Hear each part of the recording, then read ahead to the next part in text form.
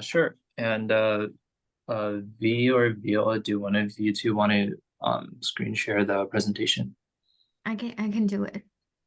That'd be great. And once again, this is Jim Spohrer with ISSIP, and today we have our great San Jose State University MIS, Management of Information students, presenting their project on AI digital twins. So with that, I want to turn it over to the student team. And we are recording. Yeah.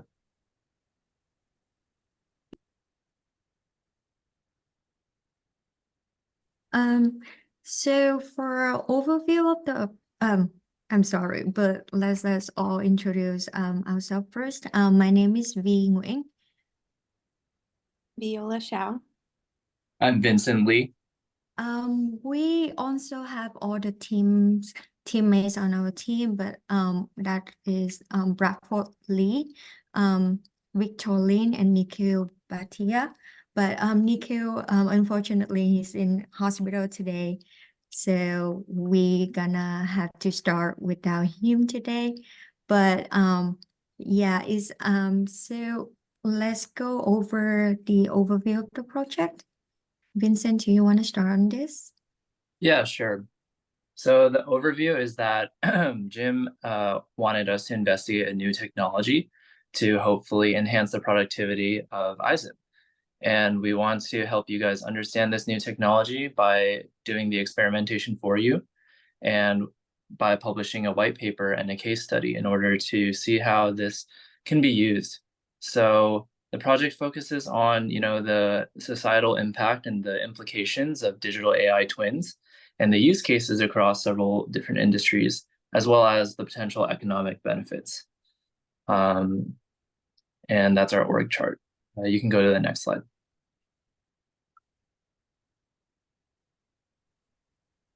Okay, so let us start with the business flow. So in this project, we also created a very first AI digital twin of Jim, and this is how we did it. So first of all, we all know that ISSIP members are really busy professionals who often receive invitation to present their research and finding work-wise. So however, there are some occasions when they may face time constraints or personal issues that prevent them from physically attending these events. So in such cases, ISSIP members can use their digital twins to deliver their presentation on their behalf. And so we use three tools that I'm sorry, actually two tools that the first one is script generator, the second one is video generator, and finally once we have the video, as your members can send that video clips to the respective conferences. So let's go over the tools that we use to create Jim's AI digital twins. So let's start with Anthropic Claude. So we tried both ChatGPT and Anthropic Claude, and finally chose to go with Claude. It was because we prefer tools that can help us generate natural language processing. And also the second tool that we used was Hagen.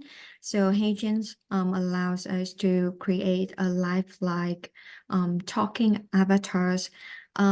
It can help us create a video clip, which is all we need, which is inputting Jim, a one picture of Jim, and also the script that we generated with Claude.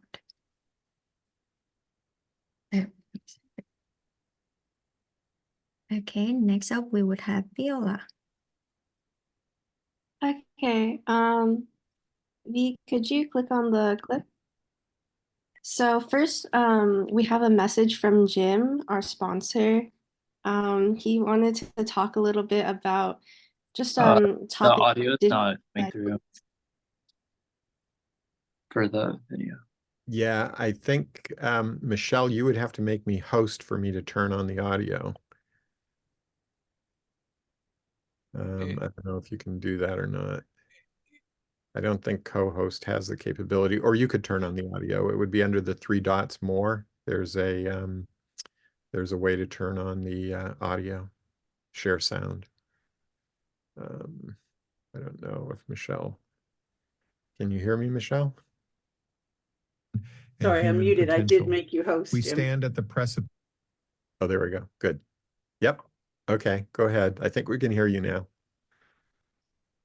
Of a profound transformation where the lines between reality and imagination blur and our digital counterparts emerge as companions in our daily lives. Think back to less than 2 decades ago when smartphones first entered our lives. They revolutionized the way we communicate, work, and navigate the world. Today, artificial intelligence stands poised to usher in a new era of change where it both challenges and empowers us in ways we never imagined. Imagine having a second version of yourself, a digital twin that not only mirrors your actions but anticipates your every move. This is the promise of AI digital twins. They go beyond mere simulations, becoming dynamic entities deeply intertwined with our lives, from our sleep cycles to our daily routines.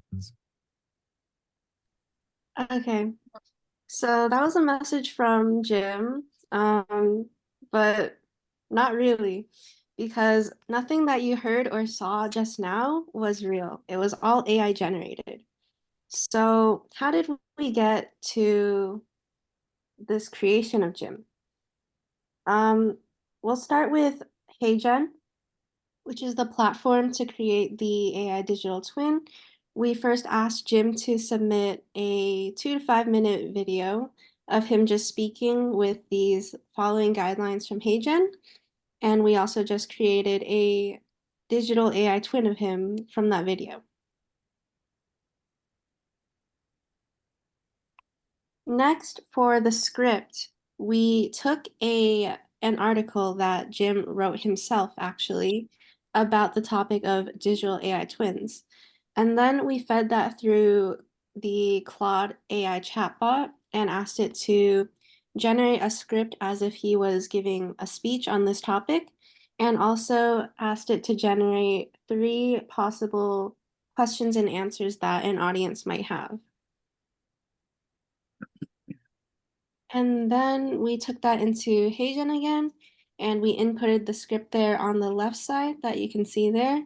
And on the bottom, you can just kind of see the timeline of the video, and you can input any avatar you want and the script, and also change the voice of Jim.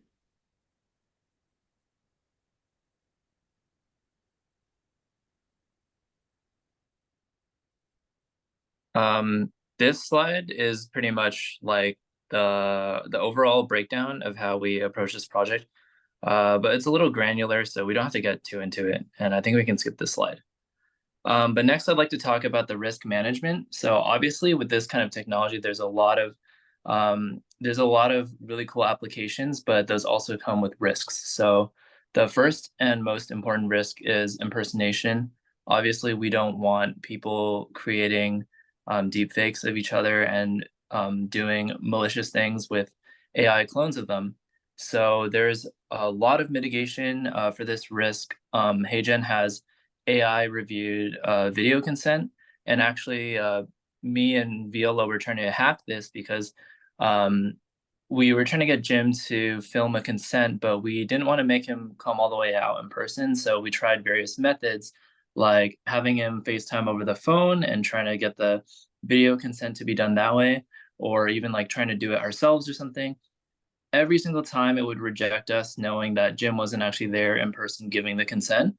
And so there's a lot of regulations around that.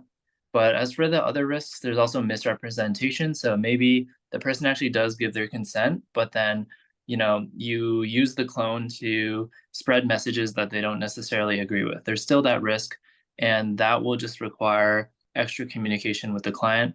There's also data leaks, but HeyGen follows strict GDPR compliance, so it's not that much of an issue. And lastly, there's dehumanization. There's, in the far future, when digital AI twins becomes a staple in human interaction and might replace things such as customer service, there might be a risk of reducing human interaction. And so the only mitigation for this really will just be to keep an open mind and promote human interaction whenever possible. Go ahead, next slide. I don't think the slide is too important, so we can skip it. And Bradford, would you like to take this slide?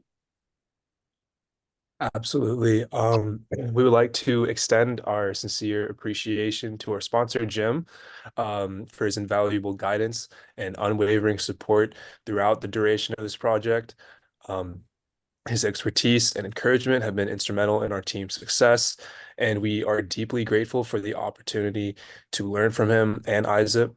And we are also thankful to our Professor Sridhar, for his enlightening lectures, which have inspired us to tackle the challenges of utilizing AI for social good. Thank you. Thank you, student team. Great job. And we'll circle back with you later. I just want to say on the record here, before I stop the recording, you did a fantastic job. You overcame barriers. You identified knowledge gaps. I'm really totally impressed with you all. I hope the ISSIP executives connect with you on LinkedIn. Please, I'll make sure you get their URLs in the Slack chat as well. Please do send them a connection request and let them know you're part of the ISSIP student team. And thank you again for helping ISSIP. And I will stop the recording. Let's see, how do we do that? Very impressive, you guys. Nicely done.